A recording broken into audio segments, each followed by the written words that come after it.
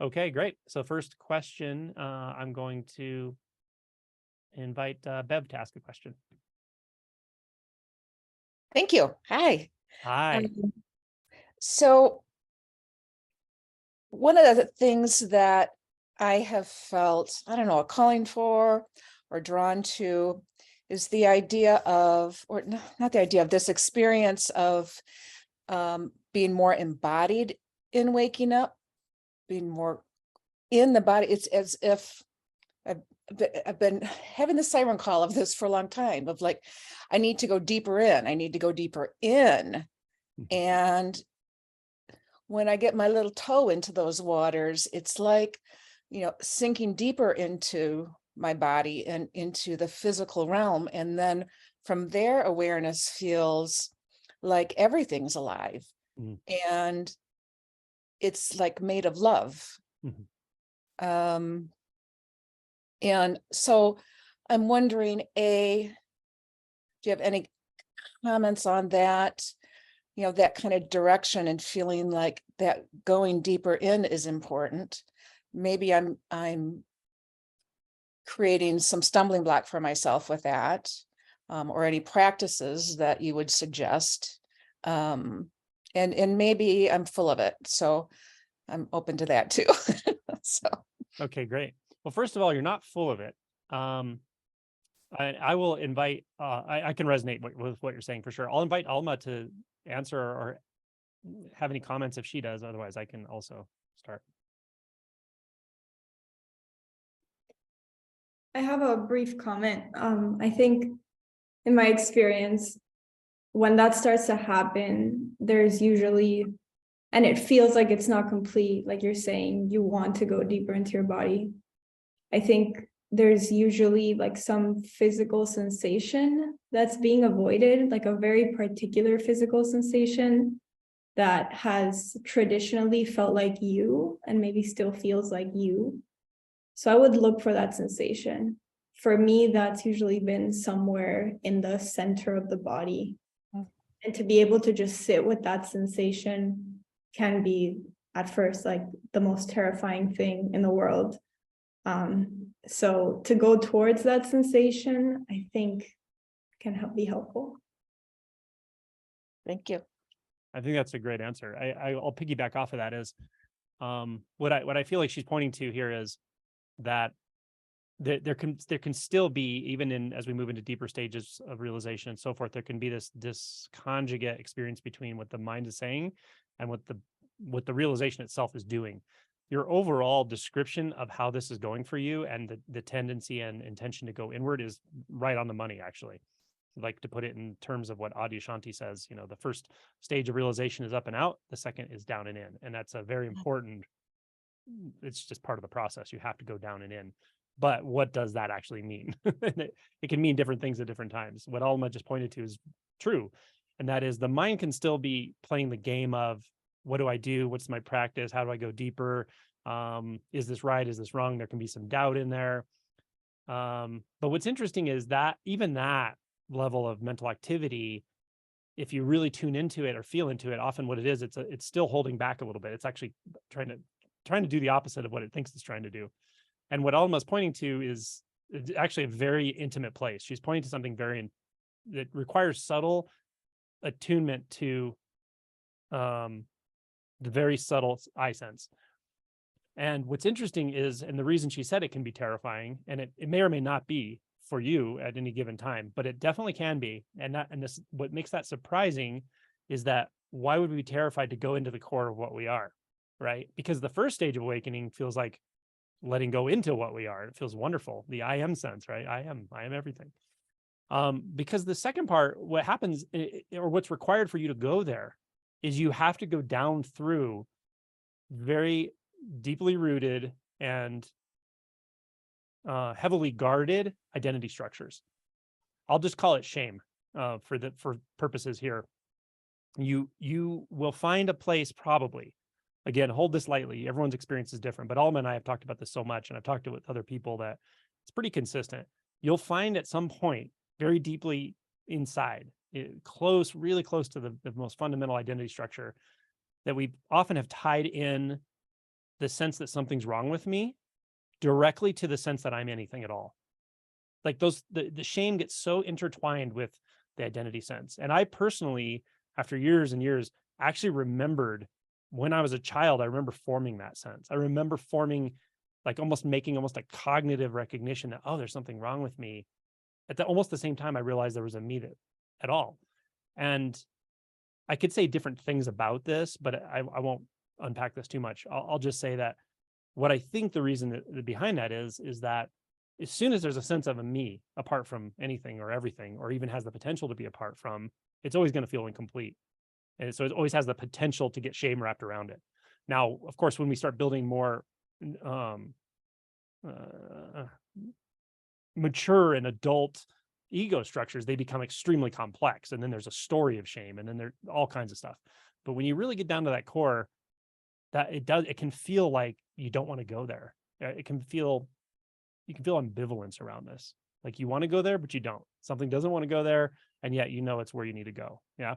I've heard many very clear spiritual teachers talk about this. Gangaji's talked about it. Adyashanti's talked about it. I talked about it. And I think to simplify it, just re-listen to this and listen to how Alma described it. And that's exactly it.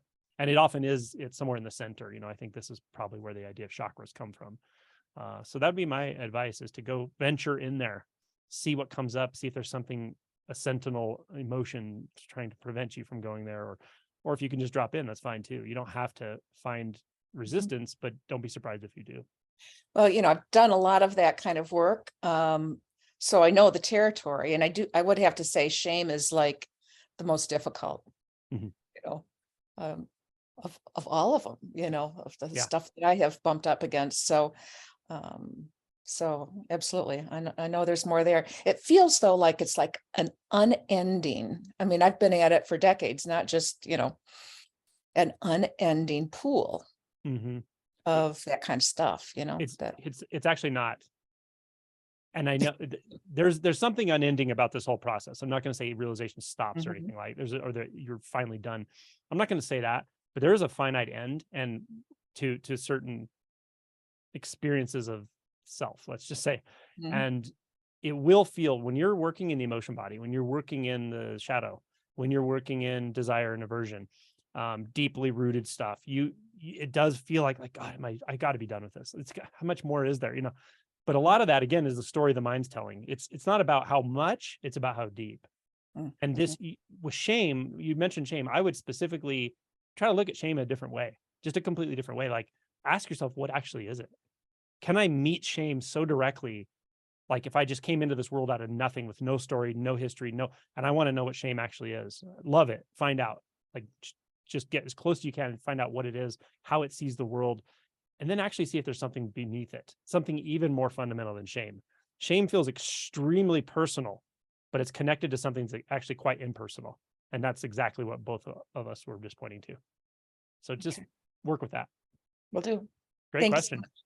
Yeah, you're welcome. That was a great question. Okay. We have Kate. Hey, Angelo. Hey, Kate. Hi, Alma. Well, I guess my question is kind of related to the previous question. I've been doing emotion work. I listened to the video you put out yesterday on impatience and frustration. I've listened to it 3 times already. So I feel like, oh, maybe there's something there for me to look at. But I've been feeling a lot of really intense discomfort, and I mean, in the past, you asked me like, well, what's your favorite distraction? I don't really distract myself other than with like maybe watching spiritual videos or whatever. So, but so I've just been like sitting with it and feeling it, and I feel like this is something that's just, I've felt it so often, and I've sat with it so much, and it's still there. So I guess, I don't know. I guess maybe there's definitely an impatience about it, like wanting it to change or wanting it to go away, wanting it to evolve, wanting it to lead somewhere or something. There's that, but I'm just like, I mean, I can feel it now. I'm talking about it, and it's like I can really feel it in my stomach. This really intense discomfort. It's been there all day. Yeah, so I'm just sort of trying to figure out what I'm supposed to do with this or not do with this. Okay, that's a Yeah. great question. I'll let Alma start too with this again, because I know she and I talk about this stuff a good amount. Mm.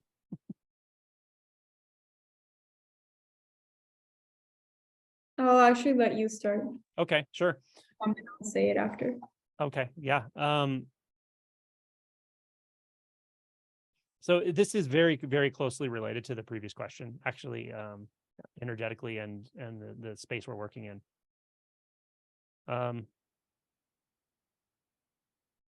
Part of what you're feeling, for sure, is what's called energetic restlessness, or it could just be raw energy. It could be called animating force. It could be called the will to be. So part of what you're feeling is almost certainly that. And part of what you're feeling is a mixture of sensations, like physical sensations, maybe some like residual emotion, maybe, probably the less important aspect at this level, and then an interpretation. But this interpretation is something that's very subtle. It's almost impossible to state in words. But if it could state something, it would just say no. It would say, I don't want to go here. It would say, this is not okay. It would say, I am not okay. So because of a couple things. One is you do a lot of work, and I believe you when you say you don't distract yourself much. And I know you're very serious about this whole process. You do a lot of work. You come at it from different angles. You're very courageous with the way you approach it. All that's great. You're doing all that stuff right. As my Zen teacher might have said, angels could do no more. So I don't want to overcomplicate this answer, but I just want you to know that those components of what is probably being experienced are there. And I want you to consider over time to just get familiar with each aspect that I just pointed to and try to find it in your experience and move your attention between them to see the components, because this is all very, very subtle stuff.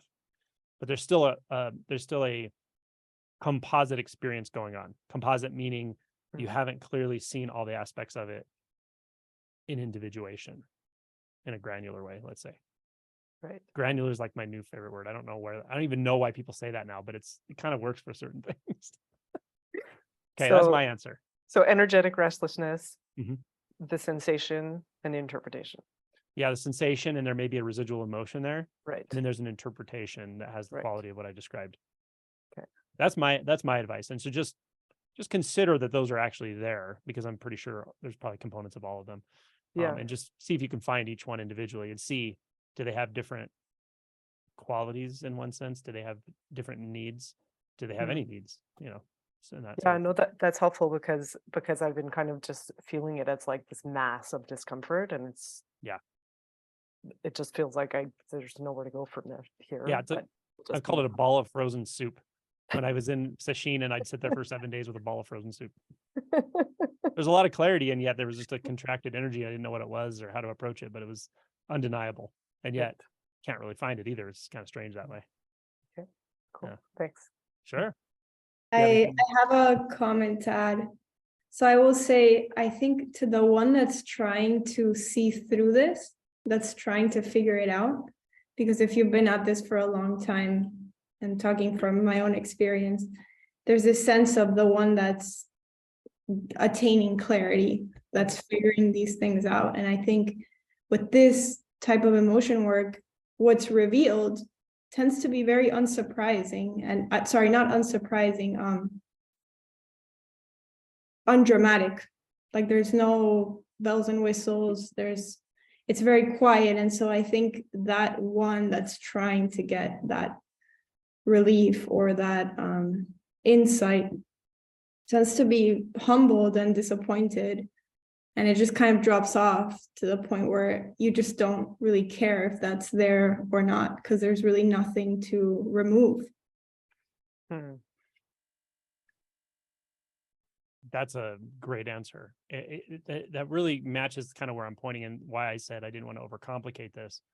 So much about this, and at really every level, I've said this a million times and I'll say it a million more. There's nothing that needs to be removed. There's nothing you're going to discover that's not already there anywhere in the awakening process. If anything, it's about clear seeing. And yeah, I don't really have anything else to say to that. Mm-hmm. Yeah, so I can feel even after hearing both of your answers, I can still feel the like, but I want to feel better. I don't want to feel this thing Mhm. anymore. I can feel that in there. But Well, yeah. as simple as that is, that simple statement and the tendency you just mentioned, which is I want to feel better. Mhm. It might seem like from some standpoint that would be something resolved early in spiritual process. It's not at all. It's the 10th fetter. Yeah. It's the final fetter in Buddhism. What's called, Buddhism calls it ignorance, but it's ignoring the fact that there's actually nothing, no one, and nothing apart that can actually separate itself out such that it can make itself feel better Mm. at will. It just doesn't. Yeah. And everything that comes with that, like that's even a problem. That's the ignorance that's a problem. Right. That's what the 10th fetter. So yeah, you're right in there, and you're doing everything you need to do. Just relax back into it a little bit, let it come to you. Realize, as Alma said, there's the one that wants to sort it out, figure it out, etc., is really just kind of an echo in consciousness at this point. Okay. Thank you. Cool. Yeah, you're welcome. Great Thanks, question. Alma. Okay, that's Kate. Kyle, welcome to the show. Hey, can you hear me? Yeah, we can hear you. Okay. Okay. Well, thank you for bearing with me while I try to formulate this. I want to ask about this. I don't know what to call it, a feeling or experience or something that I've had like various iterations of since I was a kid, but now I kind of encounter it more often while kind of looking or investigating my experience, my raw experience directly. But the thing is, I don't hear about this particular flavor of experience talked about that much in this context, in terms of like the context of awakening and stuff. But basically, it's like it's being like struck by the or like the feeling that it's like that question of like, why is there something at all rather than nothing, and not in a way of like the probability of like matter existing in life, that sort of thing, but just like the fact that something is happening at all, and that just like dumbfounds me. And it's just like pure like strangeness. It's and it like it really shuts me up. It's just like, what the absolute fuck. And it can be like a split second, you know but I and like I said, I do encounter it more often while while looking at my experience so directly. But I guess my question is partly like, does that, well, does that make, sorry, I guess I'm wondering, do either of you have any personal experience with that, or do you like hear it from people a lot? Is like more common than I think? And also, like, does it have any relevance in this process, or like, is there a way to contextualize that feeling within this process? Is like a fruitful way to explore, or is it like a very specific like aspect of a a separate self or something? It's hard to, I mean, it's hard to, I'm not necessarily asking about advice around it too, because it's like, it's not like I can really induce it anyway. It's just that again, I just I am bumping into it more often. I just sort of like don't know what to I don't know, just how to contextualize it, or if it's even like relevant. Okay, it's a good question. I do know what you're talking about, by the way. Making sure everybody's in this out of the waiting room. Okay.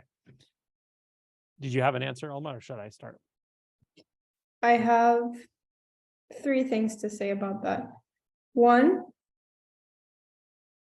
I would really become curious about what you feel in that instant when you're kind of zapped with that question, and to see, there's many ways to go about it, but I would ask, like, what emotion are you feeling? Based on the way you asked it, I was feeling like maybe there's some frustration and anger, or it could be more of like that could lead into just an innocent curiosity. So if you're able to address whatever emotions you feel, and then you're kind of in this place of curiosity, I would follow that question down and ask, what is happening? Like, if that thought says there's something happening, how could it be that there's anything happening at all? Maybe you could ask, what is happening? And look for that answer in your experience. That's one. And then you could also ask, who's asking that question?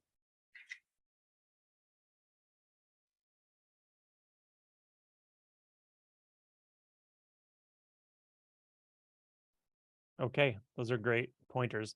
The funny thing was when you said I have 3 answers, I also have three answers, and they're all short too. These are all short, I think, on both my part and Alma's, because what you're pointing to is actually quite singular.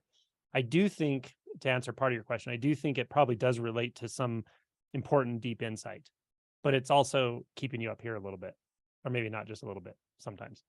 Here's what I would say. I offer 3 angles you can approach it from, and pick one or all of them or none of them, but it may be helpful. These are inquiry points. One is the statement was, why is there anything at all? So one question would be, why does that actually matter?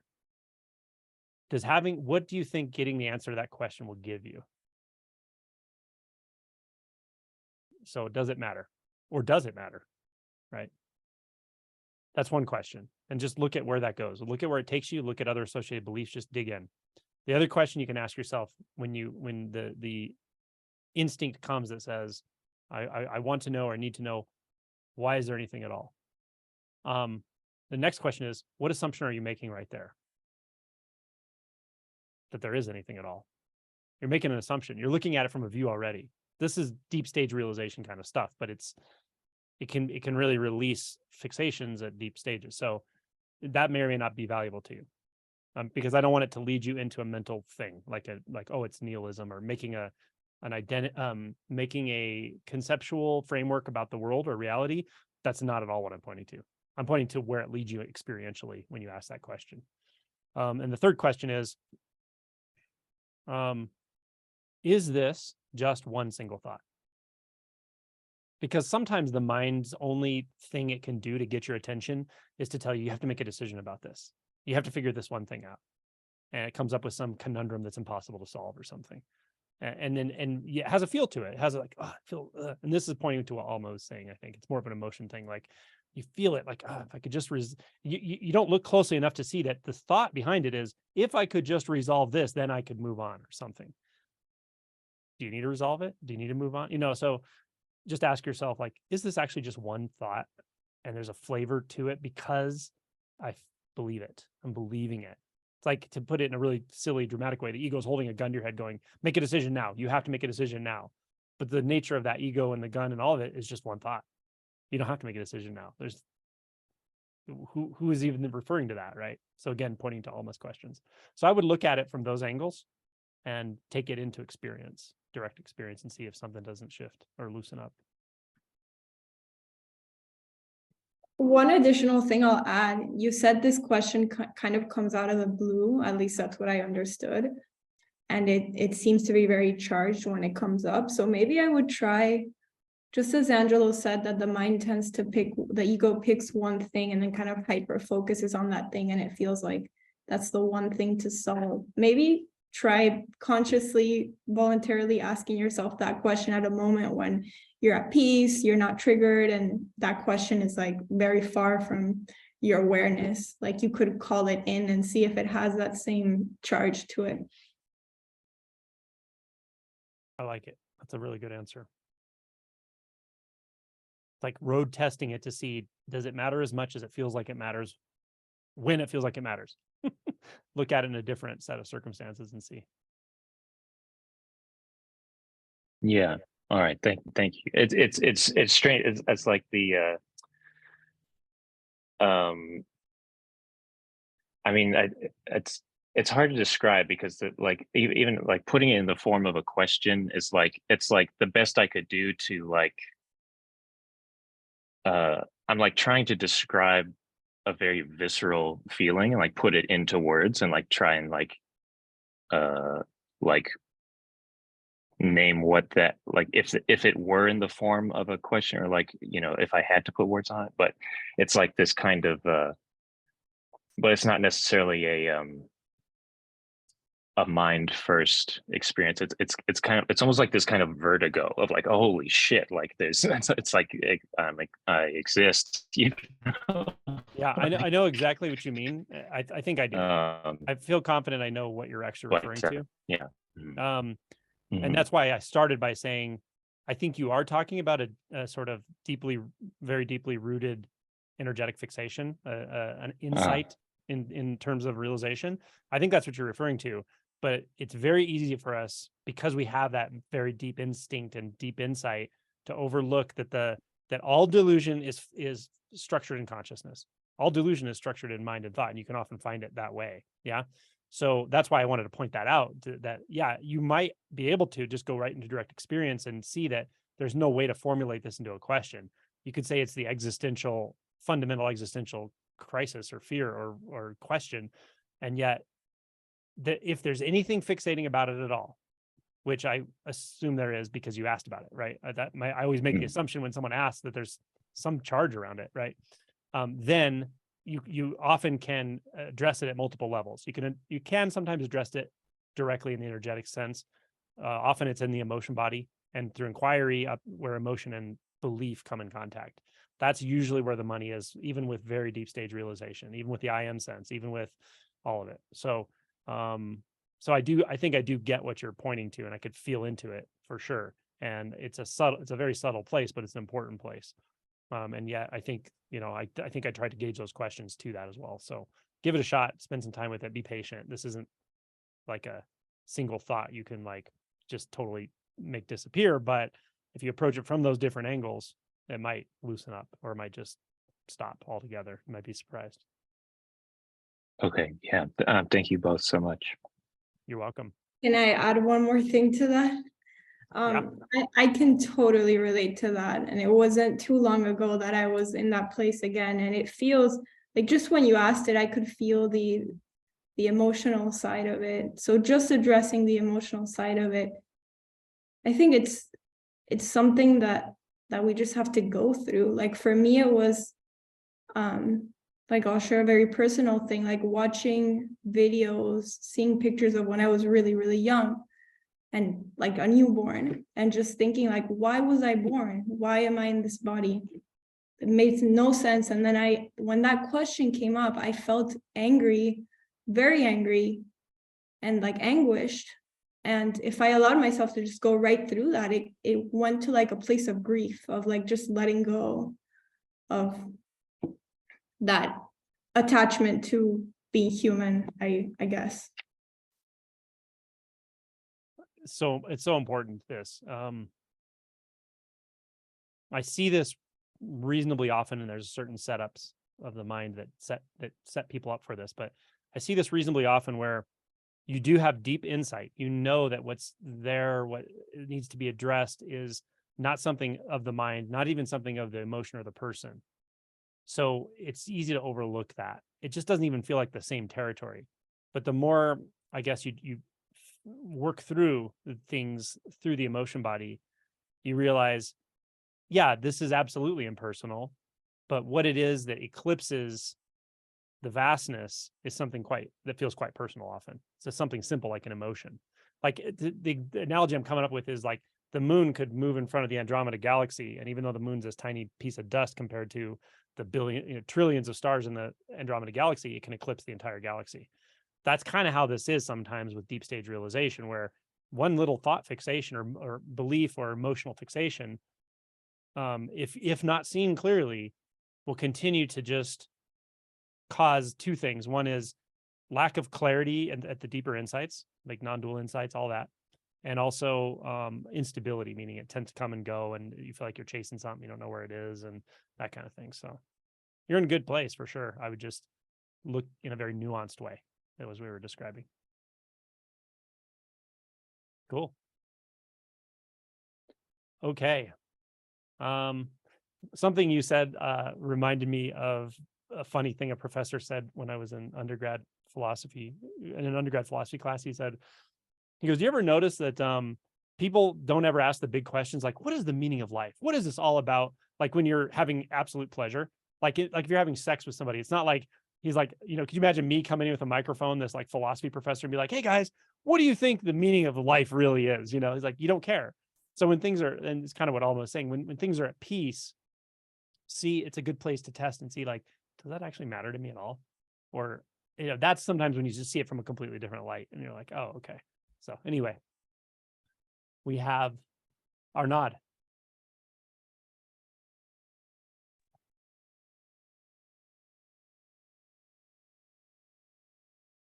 I might have said that wrong. Our nod. Yeah, I think it's our nod. Okay, great. Yeah. There you are. Hello. Hello. Thank you. I am calling you because I have specific questions on the situation I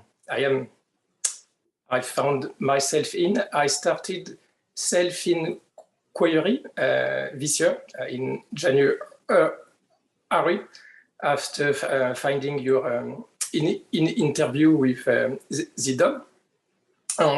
What you said there and in your video and your book resonated with me because I had a lifelong anxiety issue, which is starting to get better and better thanks to the self-inquiry I have been doing. But now it has brought me to a place where I am a little bit scared. And I think I would benefit from some advice on where to go from where I am. So to give you a very quick overview, I started in January at first a few times per week. And this summer, since it was giving me good result, I increased to between 1 or 2 hours each day, every day, 1 hour Monday to Friday and 2 hours on the weekend. And I started to get better at it, to go deeper and deeper in myself. And I started to have some non-dual flashes while I was doing those self-inquiry. The room started to look more like me than a room. And this was okay. And then 2 months ago, it started to happen outside of my episode of self-inquiry. And it's at that point where I started to be a little bit disturbed, not too much at first, because the first big thing that happened was I was during the day doing shopping on the street, not doing self-inquiry at all. And suddenly the whole street turned into basically an extension of myself, which was a very impressive and very euphoric experience. Very nice moment, and it lasted for 2 hours. And this did not disturb me too much because it was, myself was still there. I was still a doer in there, spread everywhere, but still present. But the experience that scared me a little bit happened just 3 days ago this weekend. Again, it was, I was not doing self-inquiry at all. I was speaking to my wife. And suddenly, I started to observe myself speaking. So kind of, I think what is called the observer state, which I already had some glimpse a few months back. But this time it was different because that was the best way I could describe that was while I was observing myself speaking, I was also the whole room, but I was also my wife speaking. Mhm. Since I was not able to predict what I was going to say, and I was not able also to predict, of course, what she was able to say, but the impression was suddenly, oh, shit, I would say, it felt like I was the whole room speaking to myself through two different mouths. Mm. Immediately, a huge fear started to appear in me, and this fear there was a kind of an idea saying, look away from your wife immediately, because if you don't, and I know this would not have happened, it was just a fear. The fear said, if you do not look away, her face will morph into yours, because apparently you are hers, and the thought say, and if you witness that transformation, something terrible will happen to you. Of course, thinking back afterwards, I kind of get the irony of the message, but still it was extremely scary, and it butt me out of the experience immediately. So my first question to you is, please tell me that this is expected, because when it happens, I had no recollection at all of having ever seen a video of or read an experience that described that. But later I thought, oh, maybe this is what it's called by discussion happens. I don't know, because it really felt like me speaking for two different people. So my first question is that okay? Hopefully you will tell me yes. And the other question is that while I still continue to have those glimpses during the day of me fusing with the environment, I still have the doer inside. I mean, I had few glimpses of when I was observing myself, very few, but those are very rare for me. Most glimpses I have are related to the external world. I am everything, but I am still a doer inside. And now I encounter the following issue. If I continue to do self-inquiry at that level, 1 hour each day, I continue to have those glimpses the next day randomly, but I also increase a kind of internal tension there, like there are two things trying to split me apart. So my second question is, I have the feeling that if I continue to do self-inquiry, this tension will increase, and maybe at some point something will break, and maybe this is the way I should go. So should I go with kind of a forcing approach this way until it's, I don't know, it's something broke? Or would you suggest me another kind of inquiry, maybe not direct? What I am doing is kind of the where I am inquiry when I do this. Would you suggest me something else that would be, I don't know, that would better target the observer, the doer inside? Or will I reach this by continuing to do the same externally based inquiry, if you see what I mean? Yeah, I do. I understand. Are you native French speaker? Yes. Do you know Francis Lucille? Yes, I have seen some of his video. Yes, indeed. Yeah, he's really good on self-inquiry as well. Yeah. So the first thing I will tell you is that, well, actually, for everyone listening, the experiences he's describing, some people experience those much more easily than others, or readily. I'll just say readily. In and of themselves, they don't necessarily mean like, oh, you're more prone to awakening or less prone, or you're closer or farther, generally. With that said, obviously, this is accelerating for you, and as those are becoming more prominent and deeper and more completely engulfing. So things are happening, and I'm not surprised with how much inquiry you are doing. So I think you're looking in the right place. You're doing the work well. And when identity starts to disentangle itself from thought, essentially, a lot of different things can happen. One is you can start to have non-dual experiences. So all of this is okay, and I've definitely seen it before. Some people are more prone to it than others. It's fine. Just to be a little bit specific and precise to clarify the difference that between the experience of, I feel like I'm stretching myself out to everything, or everything's here, but there's definitely a me in it. I'm like, I am kind of part of everything, or I am everything, or it's all referencing back to me. That would be what I might call like the non-dualistic experience of consciousness, or an experience of unbound consciousness, or even the I am sense, perhaps. But it's experiential for you right now. The other thing you talked about, it is sort of on the same spectrum.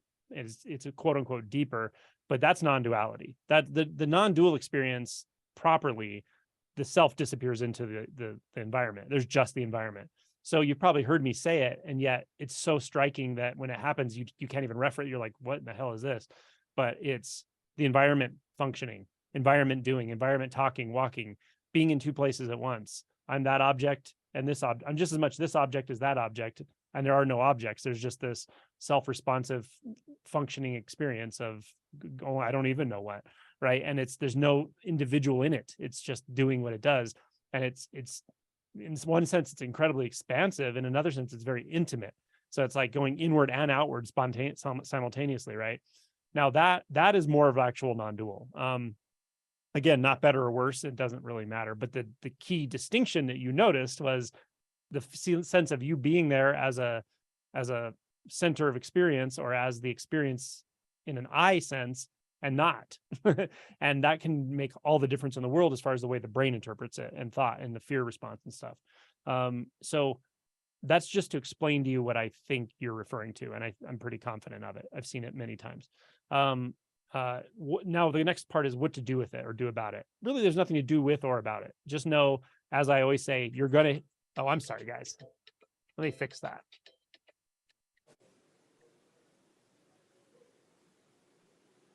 I had an alarm on. I meant to turn it off and I forgot. Okay.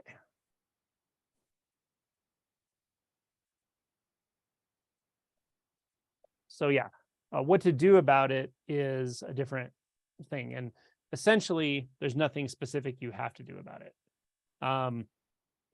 Like I said, it's probably a sign that things are accelerating and so forth. What I feel more inclined to point you to actually is to continue the self-inquiry process until there's a really undeniable sense of that unbound consciousness, or the I am sense. And the way to do that would be to question any thought. And here's the thing. When those really striking non-dual experiences happen, and let's just say you're sort of still identified with thoughts and the belief self, it's a little more disturbing. It's actually a lot more disturbing, because the mind is still really trying to grasp onto being someone, somewhere, something distinct. When you soften that up more and more, or there's a significant shift that I might call awakening, and all of a sudden everything is just that unbound consciousness, and it's such a relief, and you feel like I don't have there's nothing to do. I'm done. Like not done, but like there's just flow, and you're coming from a place of spontaneity in life now. From there, if that non-dual experience returns, or when it returns, it's much less of an issue. It's like, oh yeah, it's you kind of see, oh, it's just a deeper experience of reality as it is.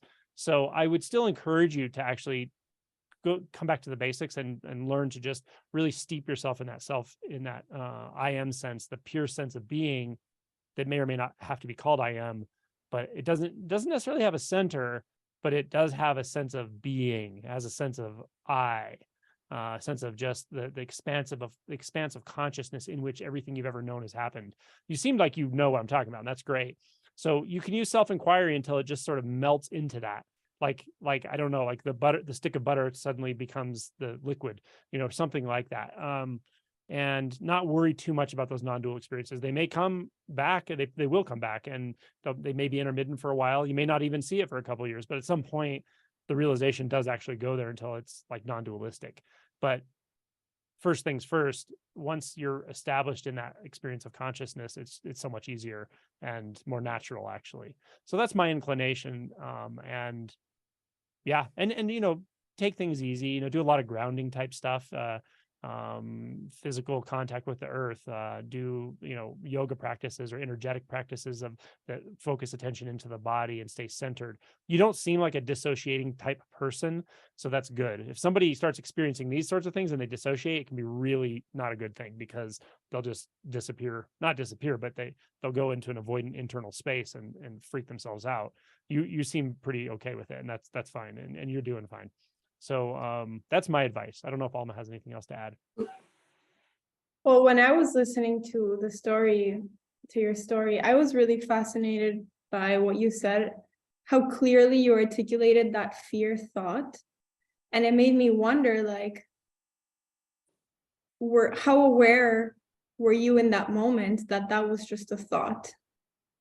Not at all, actually. It's after the fact that I in the moment, it was just, I have to look away. I have to look away because she will turn into me. It was just that, a pure, I don't want her face turning into me.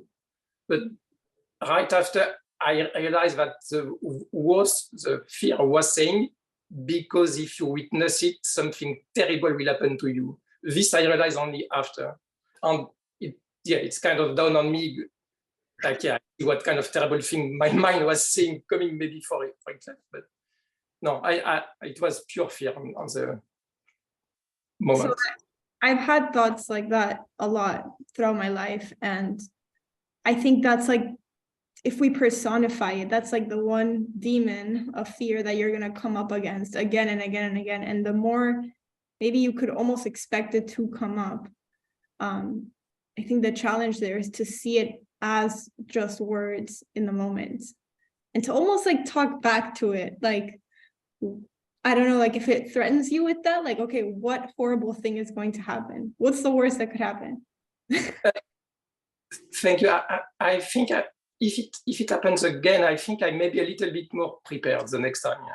But the first time was really a big surprise, because we were discussing like of something else. It was not so basically, if I sum up both your advice, it would be to continue the same kind of inquiry I am doing and not stress too much, and just be ready if it happens again to be a little bit more accepting.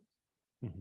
Would that sum up your the advice of both of you? It would, and notice, I think what Alma's pointing to is something more subtle than cognitive. It's like, notice as that thought is forming, that it starts to feel like a tendency to pull back, or to doubt the process, or doubt your experience, or just go, oh shit, that, and it's understandable when you take the mind that's used to seeing things in the way that it understands them. It's not seeing them accurately, but it's seeing them in the way that it expects to see them.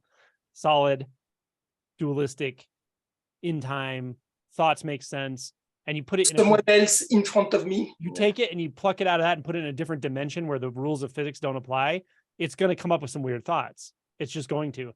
And it does come up with some absurd thoughts, and yet they feel damn well real when you're experiencing them. So as Alma was saying, just be alert enough to notice, okay, that's a thought starting. And it's, it may sound absurd later, but right now it doesn't sound absurd. It's actually fearful.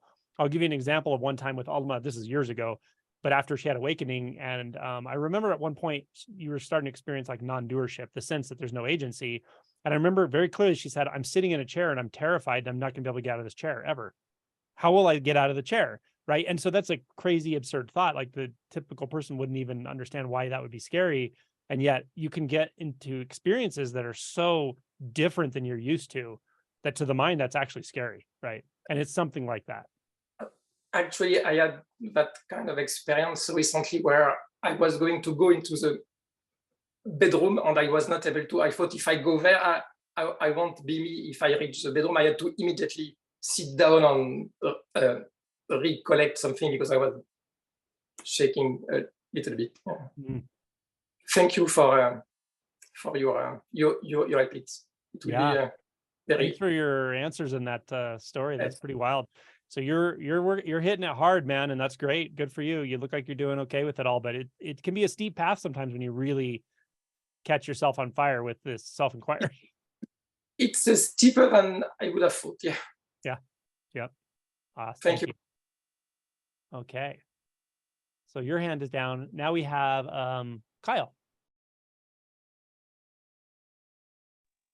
Hi, Angela. And I will get to, hello, I will get to the written questions as well that we have in chat after this this question. So my question, I guess, is kind of about practice. Like it's a question and it's not a question, because when I really like feel into it, like I can tell it's just a thought, like, and I can kind of like, I should just disregard it. I don't know if that makes sense, because I haven't even asked the question yet, but like I feel like it's just the mind wanting to come up with a problem to solve, or something like that. Sometimes there's more to unpack underneath it though, even if it is just a thought. Yeah. Okay, cool. Yeah. Let's do it. So yeah, I guess it's about practice. And so the thing for me has been like my environment and my life circumstances has changed a lot over the last few months. So like a couple of months back, I was doing a lot of sitting and like meditation practice, like a couple of hours a day. And that was kind of purely because like life put me in this place where I had no choice but to do that. Like it was brilliant that it worked out like that. But like there was no distractions for me, because there was nothing else I could do but that. And now life's kind of opened up for me again, where I'm able to do more things. And it was great at first, but now like I sometimes feel like I'm distracting myself because there's so many other things that I can do now. But then at the same time, like my practice just feels like it's a bit less informal than it used to be. Whereas like throughout the day, I'm trying to, like feel into the sense of the self, and like feel into what feels like and like practice self-inquiry questions throughout the day. And then sometimes I'll just sit for, I don't know, like 10 minutes and try to do nothing. But in the past, I was practicing a really effort focused type of meditation, because I was so much in the thoughts that if I tried to just sit and do nothing or practice self-inquiry, my mind would start wandering immediately. So yeah, I guess it's like I realized that the thoughts saying that, oh, I'm not practicing enough, like if I really want to wake up, like I need to stop distracting myself. Like I can sometimes feel it's like, oh, that's just a thought. But at the same time, I'm like, yeah, things were better when I was maybe practicing more. So I don't know, like, do you have anything to say about that? Yeah. Alma, do you want to start? Because I have to go to the restroom. Sure. Okay. So I want to clarify the question a little bit, because I was confused at the end. Are you asking, are you asking about like where your practice is going, and how you're confused about like how much to do, and how it like doesn't seem to be bearing fruit? Yeah, I guess like, yeah, probably about, like, I know that it's kind of up to me how much to do. I don't know, but like maybe what type of practice to focus on, because I kind of get myself in a, or like I sit to practice and then I'm not sure what to do. So sometimes I'll just sit, or because I used to practice really effort focused, like mindfulness of the breath and that kind of stuff. So I just wanted to maybe get some advice on what type of practice to focus on. Yeah. Okay, and you also said something about how you like more that your circumstances have changed and like more spaces opened up to do things in your life. Is that true? Yes. What do you mean by that? So a couple of months ago, I was really sick, and I wasn't able to do anything at all, really. So I kind of was only able to like sit and meditate, and yeah, like life was really closed up for me. There was hardly any activities I could do, and then I recovered, and I was like that for a couple of years, and then I recovered, and yeah, now I can do a lot more. And it's not the same environment where like that was the sole focus in my life, I guess. And did you feel like the years that you were sick the practice felt more intuitive to you? Yeah, so like when I, like it's all feels connected. Like how I was able to recover from what I was going through was through the practice. Like the more I stopped resisting everything, and like when I read Angelo's book and like applied some of the practices and the emotion work of not resisting and accepting and noticing the thoughts and all of that kind of stuff, that was a really big part of my health recovering, I guess. So yeah, it feels like it was all like connected, you know. That's a very beautiful story. As you were telling it, what I was feeling, and I could be wrong about this, but this is just what I'm inclined to say. It sounds to me like perhaps there's something to do in life that it's the right time to do it. Sounds to me like maybe this practice of just staying, not doing much and staying still and sitting for long periods of time, it may have just run its course, and maybe it's time to be more engaged. And I'm not saying you should do that, but I guess my next question would be, when you get distracted and you're not able to focus on the practice, like where does your mind take you? That could clue you in as to like what's the new direction to go in. Okay. Yeah, I mean, that makes sense, because it felt like an important part of this like recovery or whatnot was to not, because I was very isolated and everything during that time, and it like reintegrating with life felt like an important part of the process. So that's been like the last few months for me, where I've kind of had to put myself back out there in social situations again and interacting with the world, because it was a very different life I was living during that time. So that does make sense. Like it's, I guess things are just changing, but then there's a part of me that like, because like at first it wasn't a problem. It was like, I need to get out there and do different things, and things are changing.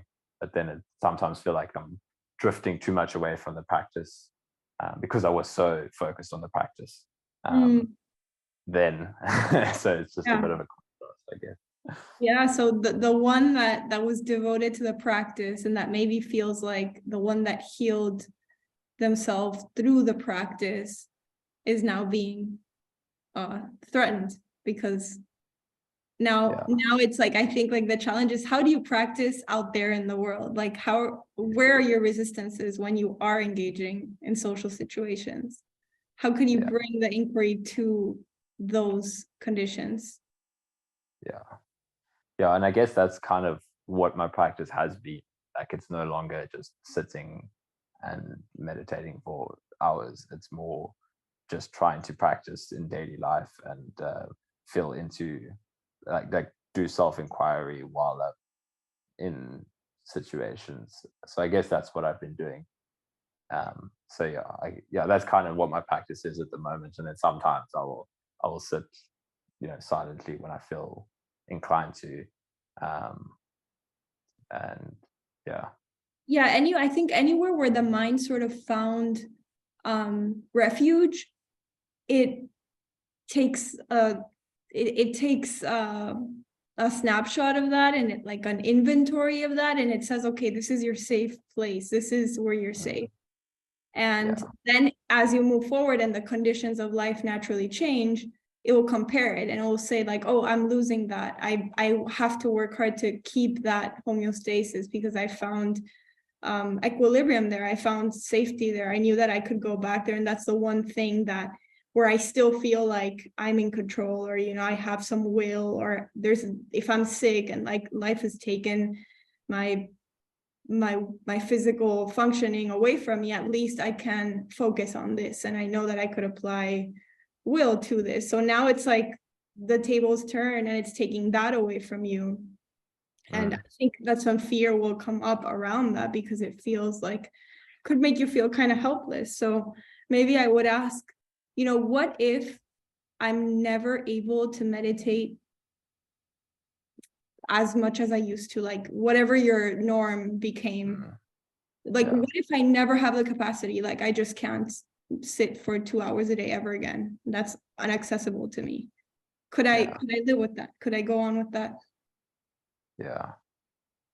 Yeah, I think that's a good point, because I think it feels like I like tied in some identity to like being the one that meditated so much, because that there was nothing else in my life at that time. Like, because that was kind of, looking back, and it was so beautiful. By what happened to me was like my identity kind of got stripped away from me, like without much choice. Like all of the things that I used to do in my life, like I did this, I did that, that was all gone.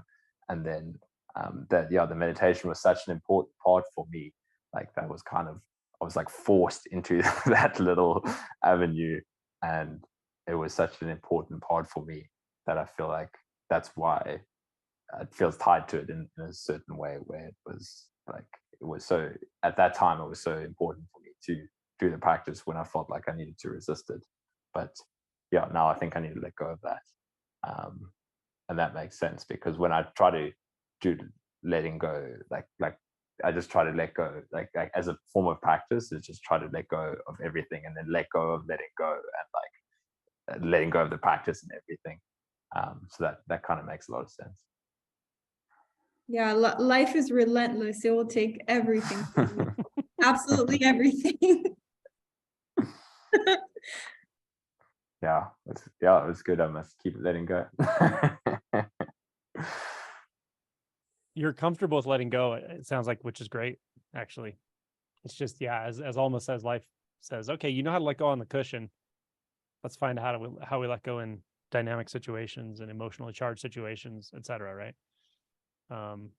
And she probably covered most or all of what I'm going to say. And I'll say something very brief, but the few areas I would look in based on your original question stem would be, or you could consider would be, just emotion. You know, is there some area of what am I afraid of? Like, is there some area of life that I really want to develop? And it's often around something like a relationship area, vocation, education, something practical, right? Could be a health thing, could be a trauma related thing. Like there's something you want to address. But what I would ask myself is there some area of my life that I feel is equally important right now to awakening, to this spiritual process, or even more important, like something that just keeps pulling my attention, distracting me. And sometimes it's not obvious until you give yourself permission to actually see it. And I would look into that. Doesn't mean there is. I'm not saying there is for you. There may not be, like as Alma said, but there could be. And give it some attention, some time to just consider the possibility that maybe you need to develop a certain part of your life for a couple of years, and then then you could take the next step, or the process will unfold naturally, or whatever. That's something to consider with it. Otherwise, yeah, your discussion with Alma was covered so much, and I think your willingness to let go is good. That's an area a lot of people just do not. I mean, everyone has stickiness around letting go, especially when we get to deeper identity structures. But some people are just not they just don't even want to do it. They don't even want to consider it. It's just not part of their psychological makeup, and that can be really challenging. But you have an understanding of it, so that's good.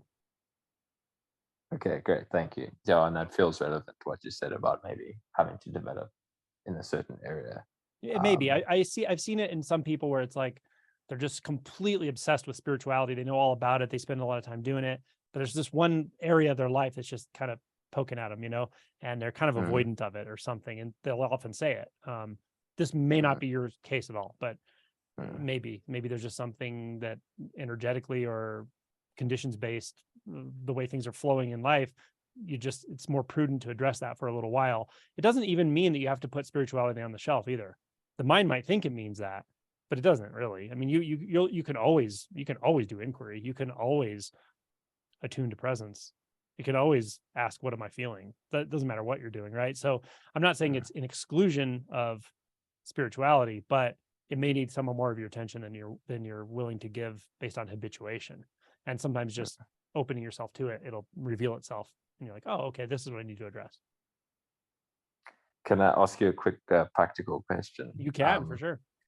Thanks.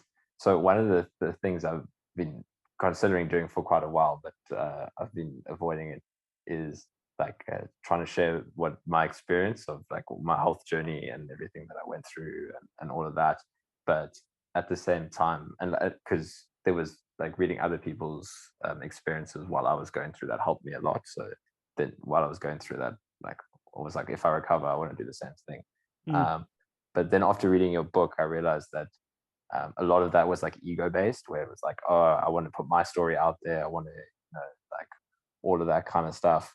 And it didn't feel like the right thing to do if I really felt in like what were the reasons that I wanted to do it, or all of that kind of thing. And you spoke about, I think somewhere in your book, like not trying to like teach, because all of this, like my recovery was to do with like all of the practices that are in your book, and that all really helped me, like not trying to teach too soon, like it's going to prevent your own realization, if you like adopt that identity of the one who like is the spiritual one who can help others or whatnot. So I've kind of been like putting that off in like all of that. So I just wanted to get your thoughts on doing something like that, if I should rather just focus on realization until when I said in the book the caution against trying to teach too early, it's very specific to realization and awakening and so forth. Not other modalities, not your story, not like your health story. And I think it's really wasn't what I was talking about. If it's a matter of, hey, I want to start a YouTube channel, I want to go through my health history, talk about this particular health challenge I have because I know other people will relate to it. I can even talk about how becoming interested in awakening has helped with that. And like I don't think any of that's an issue. That caution is just something I see in some people who, unlike you, don't even recognize they have this like profound thirst for validation, and they're going to try to get it through being a spiritual teacher. It's a setup for disaster. That is, and I don't think you have that setup. And I don't think what you're talking about doing is along those lines. So I don't feel like I would caution you on that. I would actually encourage you to do it not for, and be aware that, you're going to get validation hits from this. You're going to see, if you put a YouTube channel out and you get better at it, you're going to get people saying, oh, it's, you do a great job and thank you, you've helped me so much. It's going to happen. And at the same time, if you approach it with vulnerability and authenticity, it also is a humbling process to go through, right? Because you also have people comment that you're a fool and your videos suck or whatever. You're going to get all of it, right? So, but I would encourage you from this standpoint that it can be quite helpful to either write or try to verbally clarify or elucidate your experiences in some sense. It is sort of valuable. You don't have to do it to teach or anything. You can just do it to journal publicly. And there's a lot of value to journaling publicly. I mean, we have a culture based on it now that didn't exist 10 years ago, right? So yeah, I mean, I would encourage you to, if you really feel like it. And it's very easy to do. It's easy to make a YouTube video to start, or to start a blog or whatever you want to do. I don't see a problem with that, personally. Okay, awesome. Thank you. Yeah, it feels like something I should focus on then. Yeah. You'll learn a lot about yourself. You'll learn a lot about technology. You'll learn a lot about interacting with other humans in ways that you hadn't before. Awesome. Okay, cool. Thank you both. Thank you both so much. You're welcome. So I'm gonna lower your hand, and then we have Maggie. Awesome. Someone has actually had posted in the chat already. Let's do that. Yeah, let's do that. Yeah. Okay, so at the top of the chat, talk about judgment, discernment, and resistance. And then it said, I want to see if that's a two-parter.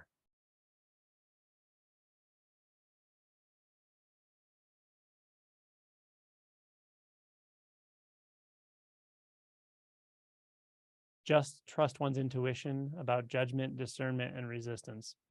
Well, those are big. Those are three different areas, and they could be big topics depending. Judgment, I'll talk about these in a sort of general way because it looks like a general sort of question. When it comes to judgment, learn to discern between unnecessary judgment and necessary judgment. It's necessary sometimes to make a judgment about, am I in a relationship that's so unhealthy that I need to leave it? To make judgment, to have judgment about, what's the proper thing to do in this situation at work because I have to make a decision. Like that's fine. That's normal judgment we have to have, right? But I would make a distinction between that and unnecessary judgment. If you feel judgmental of other people, if the thoughts come, oh, that person is blah, blah, blah, and we feel judgmental, I would look into that and see, okay, well, the thoughts are just there. I didn't create and choose that thought. And yet something about me feels like, it's almost like a judgmentalism and then a guilt. It's like a rebound guilt. Like I feel guilty for thinking that. Looking into those emotional things that are associated with thoughts about being judgmental, for instance, if that's the kind of judgment you're talking about. As far as discernment, like all of this in one sense is about discernment, but it's not intellectual discernment. You're not trying to make logical conclusions. You're trying to discern through experience directly. What am I actually feeling? So discernment comes from asking questions rather than making conclusions. Does that make sense? It would seem to the mind, discernment's about knowing something, knowing the answer, knowing which is right and which is wrong. Discernment, in the way I'm speaking with this process, is about asking questions and not worrying about having answers. Yeah, that will lead you to discernment. Okay, and then resistance. Well, resistance is a lot of what we talk about. Obviously, that resistance is intertwined with a lot of our emotions. But I will say, as I said earlier, it's always actually based in some sort of thought or perception or belief, often a totally unaddressed one or unseen one. But inquiry can get you to what is actually causing the resistance patterns. So those are my answers for that. Okay. So this was, I think, in reference to the mass experience. Okay. So is it this was Burned asked the question. So is it something like the mass is just there, but when you see that the mass is made out of components and you look at every component itself, it's no big news? It is something like that. But this is with like an intense contraction, let's say, a sense of a contracted center or something that feels stuck or heavy or not comfortable, or I don't want to look there, or a shame body or something heavy. It is a component, composite experience, and looking at the different components of it, feeling into the different components of it, accepting the different components of it is probably 95% of the work. Other things can come into play, working with somebody who knows the territory, having someone help you really discern what's going on at the deepest level. And other modalities, you may need therapy, you may need TRE, you may need whatever. So yeah, but generally speaking, that's what I was pointing to there with that question. Okay. Okay, can you talk about, and Alma and I can both answer this one. Can you talk about doing the work?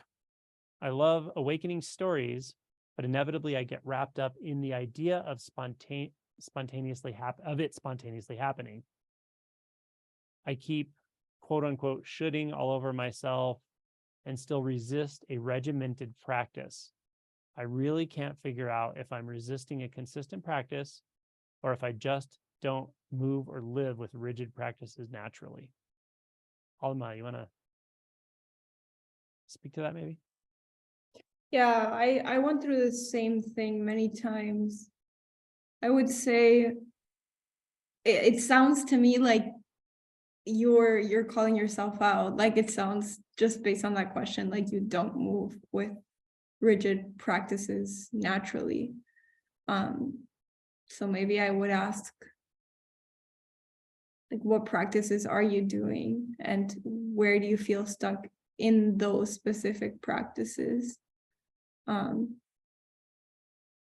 I think the idea that you're not working hard enough or you're not focused or not doing the work, a lot of that is just those are just thoughts in the background.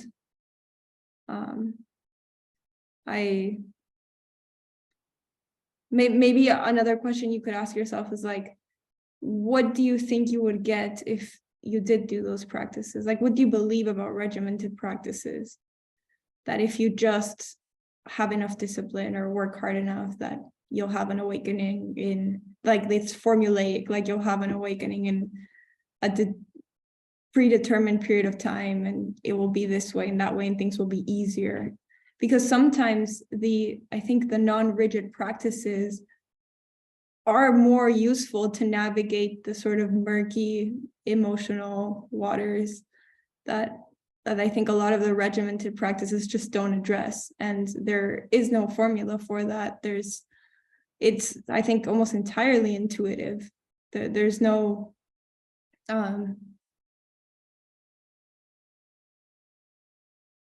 there's no definitive approach to that. And it does involve like just kind of not knowing your way at times. That's what I have to say. Yeah. I'll just add or say, I'll point out that for Alma, I've mentioned this many times, like at the beginning when I was working with her, she didn't meditate. She didn't have like a lot of belief around Buddhism or Buddhist doctrine or specific spiritual doctrines at all. But what she did do was inquired a lot. And it came somewhat naturally to her. I think she also learned it from like family interactions and stuff. But she just very much understood and trusted in the process of inquiry. And it wasn't necessarily spiritual inquiry either. It was, Angela, this is what I'm feeling. Let's unpack it, or let's look. Oh, I found a belief. She would tell me, I found a belief. And then she'd explain the belief to me.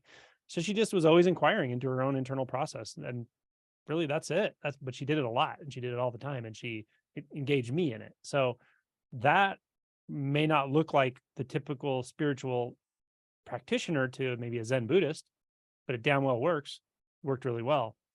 Asking yourself the difficult questions, digging deeper and deeper inside.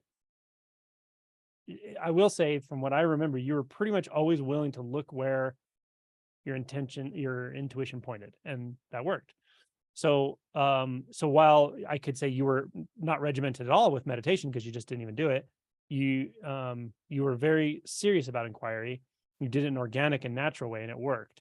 The other thing I'll say is, but you were also regimented in other areas of your life. You were a competitive cyclist and going to school and getting straight A's and all that stuff. So give yourself a break with the question. Like, you probably are very regimented. Like, you're a mother, you take care of kids, you do a great job. I know you do. And so you have to be regimented in some areas of your life. I'm sure you take care of your bills, and you do, so often we don't look, or your vocation, we often don't look at all areas of our life. And it can, a little bit of judgment can sneak in, right? This thing we're talking about, this spiritual process, there are people who would very much disagree with me that it does not require a traditionally structured, meditation-based, very intense practice. It just doesn't.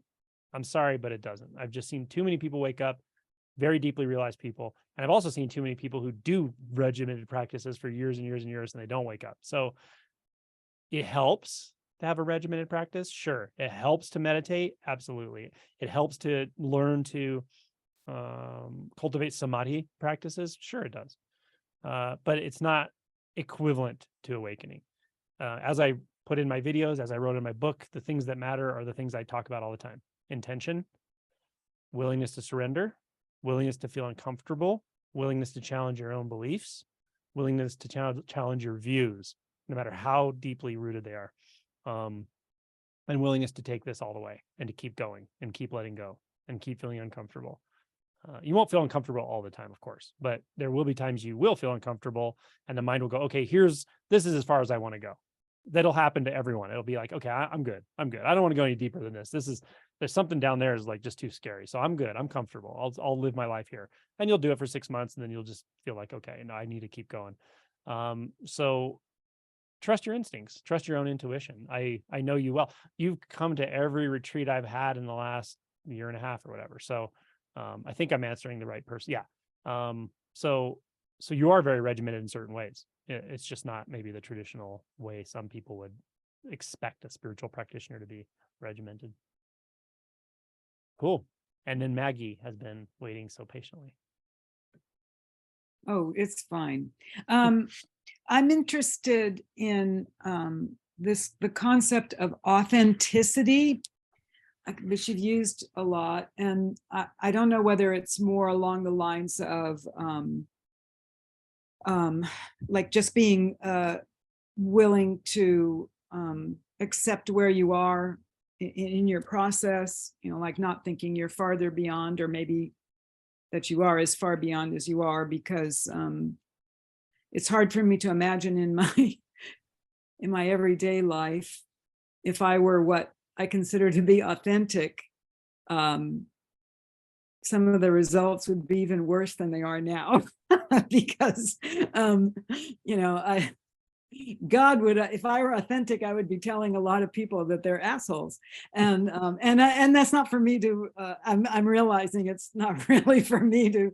Well, okay, if you were compare or deeply judge, authentic, let me ask you a question. If you were deeply authentic, would you be telling people they're assholes, or would you be telling people, I'm perceiving you as an asshole right now, or I'm having a thought, right? Well, because I have looked at these things, I see now that it's more like, could I be on? I see the difference is saying, I'm really uncomfortable right now with how things are going. Sure. I'm threatened. Or I probably wouldn't say that, because a lot of people won't I understand it now.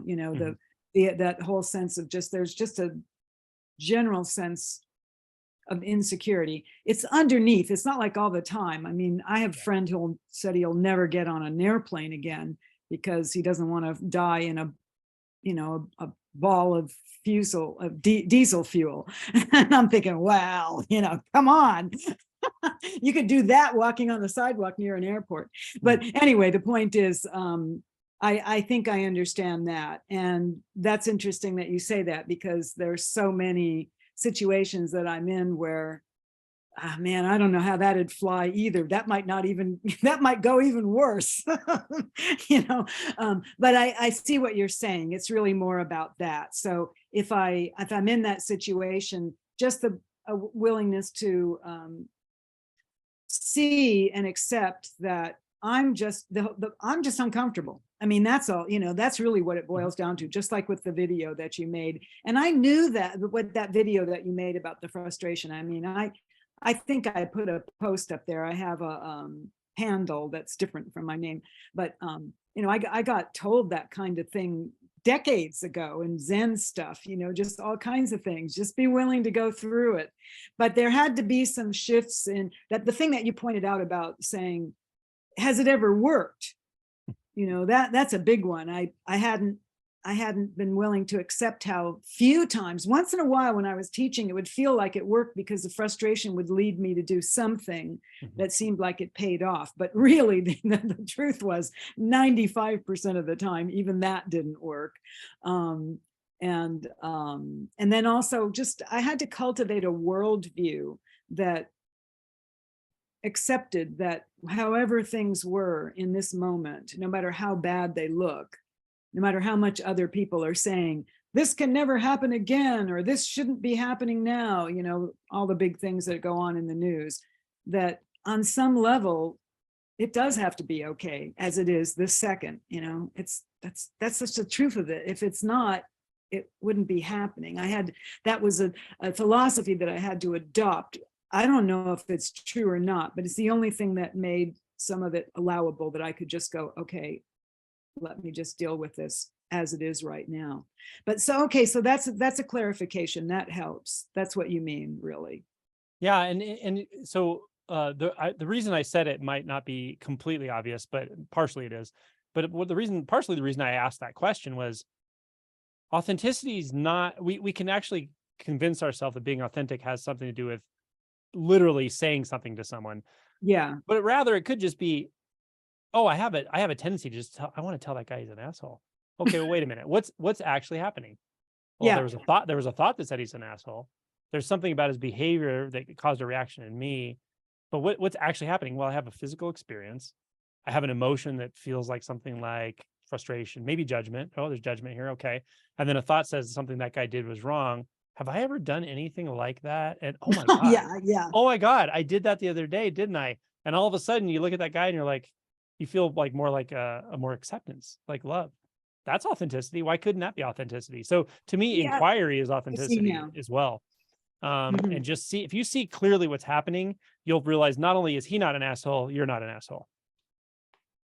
You're a source of love. Or we're both assholes. Or we're all assholes. We're all a bunch of assholes. But But Yeah, anyway, I don't. my point is like, Yeah. authenticity is really just about knowing yourself. It's really about knowing yourself clearly. It's like, I can't know these answers I give people about shame and doubt and jealousy and all this stuff unless I've been through them so many times at such a deep level that I just know it in myself so clearly. That's why I can do it. And I always learn more all the time. I'm always looking deeper, deeper, deeper. But you can kind of learn it from looking outward and learning it with people, but you'll learn it in a kind of arrogant, detached way. You won't learn it in a kind, compassionate, deeply, fully authentic way unless you do it internally. So authenticity is all about here. It's what's really going on inside me right now. That's it. That's it. Yeah, I see. Okay, that helps a lot. Well, I'm going to have lots of opportunities to practice by visiting family this weekend. Oh, shoot, there was something. Oh, I wanted to ask you about in your own work. Now, it's probably been so long since you've had a lot of these changes, so it might be hard to relate. It's just almost, for me, it's almost impossible to think that when you're in a hospital situation, that it can't be coming up like all the time. This shouldn't be how it is, and not just with the patient, but probably with the other staff and stuff, because I know at least one person who's a doctor, and he's very chill about it, like you, though. But at the same time, he's very aware, or he just, at least in his estimation, there's a lot of things going on that are not meeting. It's like it's about these. We have these standards in the world. Like there's just all day long there's standards. You look at anything on the net about anything about cooking, parenting, your laundry. Just there's so many people who've gotten so expert at these things, and then they present it and it's like, oh God, that's not the way I'm doing my laundry. It's like there's the opportunities to judge oneself and everybody else are just endless. I guess that's just a manifestation of that illusory self, I guess. I don't know. It's all thought. All of that's thought, really. The fear around it, the struggle with it, all of it. It's thought.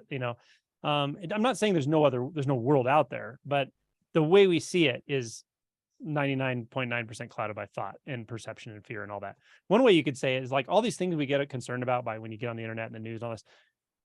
If you just think to yourself, in 100 years, everyone I know is going to be dead. Everyone I know is going to be dead.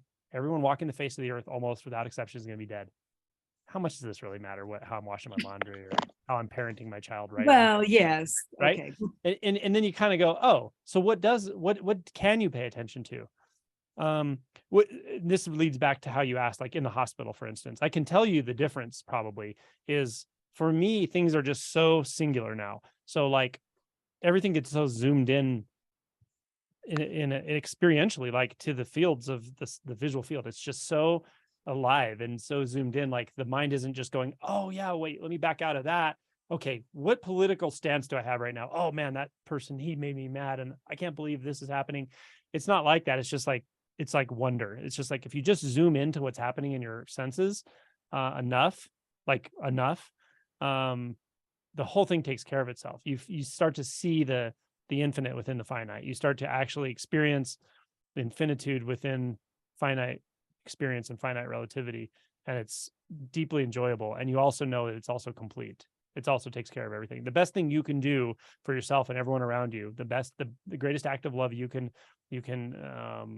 give is to actually see what's right in front of your face in a very, very real way, which means non-dualistically, without the filters of time and space in the mind, without the filters of it should or shouldn't be. All of that turns out to be unnecessary. It turned out for me to be unnecessary.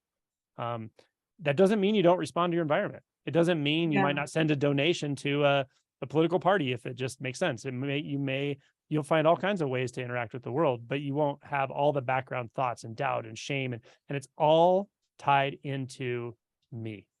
What we find, no matter how compassionate we think we are, when we have these worldviews that get us all triggered and upset, it's always about me. If you really be honest with yourself and trace it all the way back down, it comes to a self-centered place. Because the me is the one that we're looking out from and seeing the whole world through that lens. When that lens is wiped clean or dissolved, it just looks quite different. Again, it doesn't mean we won't take action. It doesn't mean we won't see a process and go, yeah, this process could be improved. Could the US health system be improved? Of course it could. Will it be improved? Probably. Will I still have problems? Probably forever. Yeah, it probably will.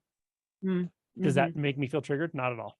Not in the least. I'm still going to give the propofol in the proper dose. I'm still going to intubate the patient. I'm still going to notice the monitor and record the vital signs, and just this dance of experience, this dance of intimacy. It will just keep going on Right. until it stops. And Until this body it's mind nice- stops. And It's nice to feel competent too, probably. but I don't have to feel competent. That's the beauty of it. Competence, the feeling of feeling to need, the belief that we need to feel competent is tied to the fear, and it's a big fear of not being competent, of not. And this develops somewhere around adolescence. A child doesn't worry about that. A 5-year-old doesn't care about being competent, unless their parents are really riding them. But you start to develop a fear of competence, of not being competent, when you realize, oh my gosh, I'm a teenager. I'm going to become an adult. I've become socially aware. I could fail if I don't go to school. I mean, what would happen to me? How am I going to survive? My parents are telling me they're not going to take care of me forever. And, we develop that internal personality that's like fears incompetence, fears failure.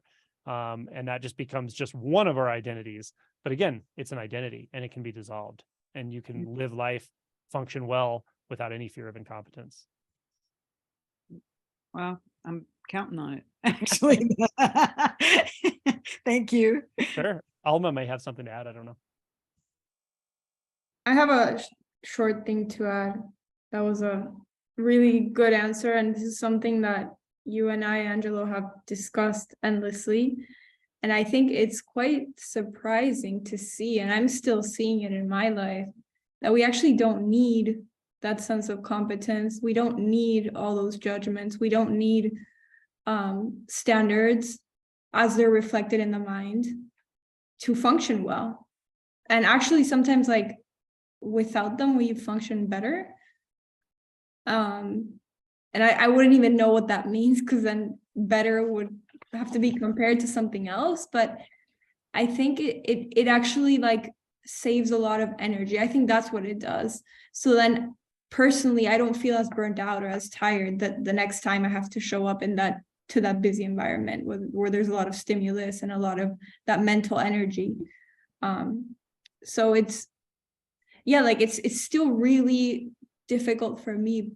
It's still a challenge for me personally to see again and again that I don't need that belief to function. And that I think the fear is, like, if I don't have that mental noise and that mental overlay, then I somehow, like, I'm not okay. Like, I won't be okay. That's to me the voice of fear that lies behind it. Like, I won't be okay, like Angela was saying, I won't make it, I'll fail in some tragic, catastrophic way. And that turns out not to be true. It doesn't mean it can't happen. Like, tragedies do happen, but not in the way the mind sets it up. Yeah. It's true. It's the equanimity thing, and this is what we're talking about ultimately, is equanimity. It has emotional implications and an emotional tone to it, and all this, and the resistance patterns and the reactivity and all the emotions you address when you address it. But when equanimity is realized, the realization of equanimity is something very simple. It's so simple that it just makes you just smack yourself on the head that you ever lost track of it, that you ever lost sight of the fact that things are just the way they are. Period. No amount of pushing, pulling, swearing, getting mad, all the internal blah, blah, blah. It doesn't change anything. It literally just doesn't do anything. The body mind will respond to things. It just does. It's fine. But the internal, oh, am I good? Am I bad? Am I doing it right or doing it wrong? Or I'm a doer. I'm not a doer. I'm this. It's just a bunch of yakety yak of the mind. When it comes to that, and that's when spontaneity is realized. You don't have to have an internal image of yourself doing anything or good at anything or bad at anything. All that does is just adds a layer of stress or a layer of maybe resistance, or makes the inner world murky somehow. It's just not necessary. But you can't just decide to snap your fingers and make it go away either. You have to go through the emotional cascade. You have to go through the emotions. You have to go through the emotion body. You have to do it. And learn the energetic signature of resistance in a very intimate way, and find it and find reactivity and all that. And that can be a very impersonal experience. And it also tends to have components of very personal, sometimes even historical experiences about something that happened in your childhood, a relationship with a parent, a relationship with trauma, like all kinds of things. So, yeah. Yeah, Okay. also Go ahead. just wanting to add, like, be aware of the tendency to project it out, like into the healthcare system. So what Angela just said about the historical roots of it, like if you trace it back, it's always about me and my survival.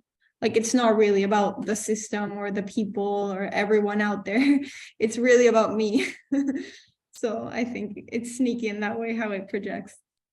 I will say that is so true. And man, I know the mind that I've had all these different fixations and stuff, but I know the mind that cares so deeply about the world and the injustices.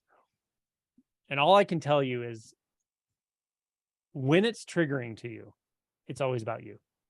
I can tell you through experience and through working with many, many people who've gone through this stuff. Doesn't matter you don't care. It doesn't mean you don't care about the world. It doesn't mean you don't care about the injustices. But the distracting aspect of that internal process that draws your attention so intensely to it, to the internet, to the news, that if you feel that, I promise you it's an inside job. And that's really good news.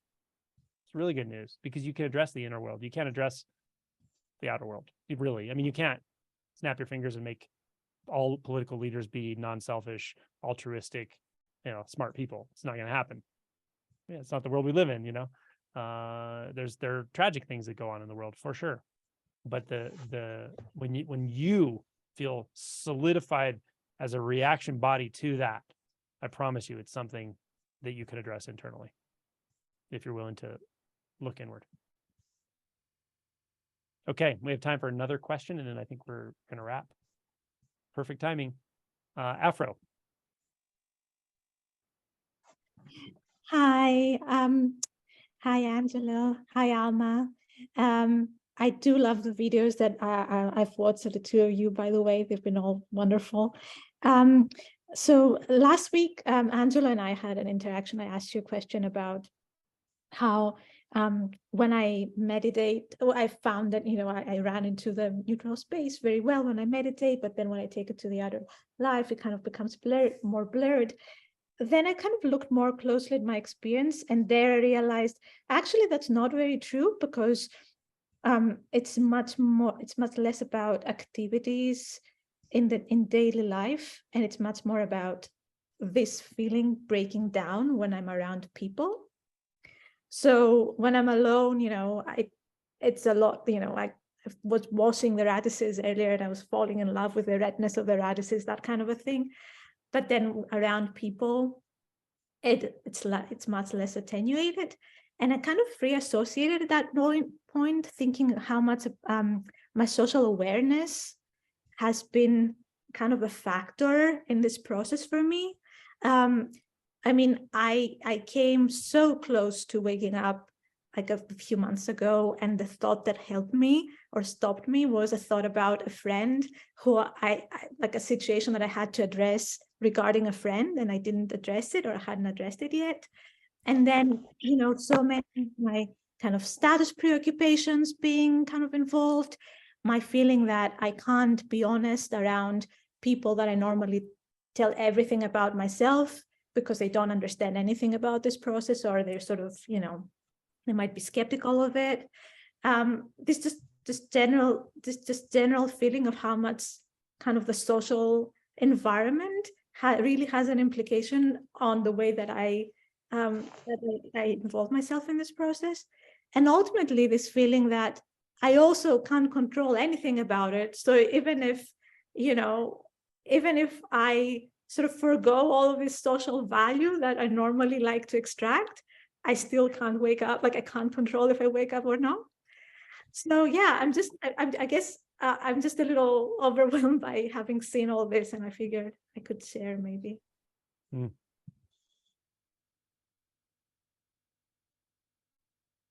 I mean, it feels like you're in a good place to me, to be honest. It feels like this often as we're kind of approaching awakening, and that can mean a few days, a few weeks, a few months, who knows what it means. But it feels as if it kind of starts to feel like, I'll make a comparison maybe to illustrate it. It's like maybe before we take this process up, it feels like I know where things in my life belong. I know where I'm going. I know where the front is. I know where the back is. I know what I'm good at. I know what I'm not good at. I know what I want. I know what I don't want. It all feels kind of certain in a sort of way. And as we approach awakening, it starts to like, the importance of things starts to get different. It starts to change. Like, oh, maybe I'm not so sure that was the most important anymore. And maybe this, I've been ignoring it. Maybe that is important. And things start to fall apart, and they almost start to be a little more equalized. And they start to also get more loose. They're almost like floating around. Like the aspects of you in your life are just kind of like just doing this sort of thing, right? That's how that feels. That's what you just described. I've seen that pattern in people.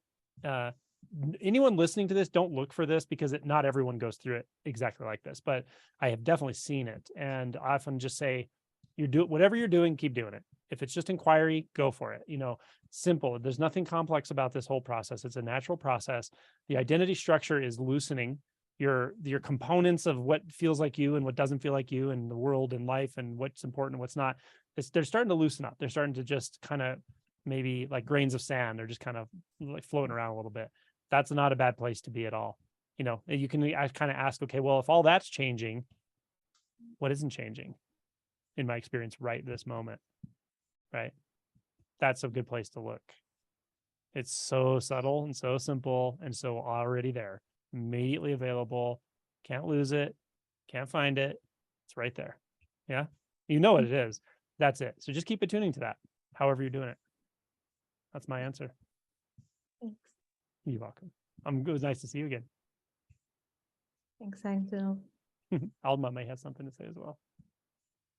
I have two things to say. One, I think the social identity and the relational self, as Angelo calls it views people as objects, and it mistakes that objectification of like my friend, my mother, my sister, my partner. It mistakes that for care and love. It thinks that somehow that's equivalent to like loving that person, and there's something special about the bond. And I think when you start to wake up, like you realize that that's actually false. Like there's nothing special about the people you're emotionally close to. And I think at some point, I don't know what teacher said this, Angelo, but I remember we had this conversation years ago. Like you reach this point where you realize like, I have no friends. I don't know who said that, but I definitely came to that realization of like, I can't have friends. Like that's an illusory concept. Mm-hmm. Papa G said that. Hmm. Yeah, and it can be misinterpreted easily, because it could sound like there's a nihilistic thing, or like you're disconnected, but it's actually not true. It's like when you see how connection actually is, that there's non-separation, then the value system that keeps us in the inner world and keeps that inner world constantly functioning and convincing itself it knows what's real. When we see that the overlay we're putting on people that we love, that we're close to, that's what's false. And it can be disillusioning for some people. For some people, it's not disillusioning because they've had dysfunctional relationships their whole life, or they've been abused, and they're like, that's not hard to let go of. For some people, they've had really close relationships. It can be really challenging to let go of that. And you're not physically letting go of people, but it will feel like it, because you don't want to see that your own overlay of that person, you've turned them into an object. It's because the inner world of mind identification is symbolic in nature. It's a symbolic system. It uses symbols for everything. That's what it does. And so, like it or not, there's a tendency for quite a while with this process to keep catching yourself and noticing, oh my God, I've pasted a set of expectations over that person, and I've convinced myself that they are those expectations. That's my stuff, right? And when you start to really let go of that, you're like, oh gosh, okay, I don't have friends and connections in the way I thought I did. But you're also addressing, well, who the hell am I anyway? And where's the boundary of me, and where's the boundary of anything, So yeah, I think that's an important thing to recognize as well. Yeah, then you realize you could share that connection with any human, any object, any animal, and like everything becomes your friend. That's right. That's right. Yeah. So this is also paradoxical, this stuff, but you know, you wouldn't be listening this long unless you sort of get it at some level. All right, everybody. This has been awesome. Wonderful questions. I love how the timing works out so perfectly. It's like right on time. It's been almost 2 hours. Alma, thank you so much. We all appreciate your input, and we'll ask you back again, I'm sure. Thanks for coming. Thanks for answering. Thank you, everyone, for asking the questions. I really do appreciate this. I'll probably have this up in the next couple days, but it might be a little longer before I upload this like fully to YouTube. The next one, I don't know when it's going to be yet, but the next thing for sustaining members may be a regular live like I did before, where I do question and answer, but I will continue this series. Everybody seems to like it, the double barrel non-duality, where I'll invite various people to help answer questions. Some will be teachers, some will be people who don't teach. They're just, you know, they have some experience themselves, and I think they're going to give valuable input, like Alma. So that's it. Keep watching the community tab, because that's usually where I will announce everything. And if anyone's interested in retreats, my website has a retreat section. I just posted the November retreat in North Carolina as well as the online retreat in January, if anyone wants to come play. Thanks, everyone. Thank you. Thanks. Thank you. Thank you. Happy holidays to everyone. Merry Christmas, all that fun stuff. Happy holidays. Thanks, Happy everybody. holidays. Happy Hanukkah. holidays. Yeah. Thank you for Alma. including Europe as well. You're welcome. I'll try to keep that in mind. I'll get the Europeans in. I'll get the people from Asia in based on the time of day I do this. So It must be difficult. Thank you very much. yeah. Thanks, You're welcome. everyone. Thank you. Thanks, Angelo. You're welcome. You're welcome.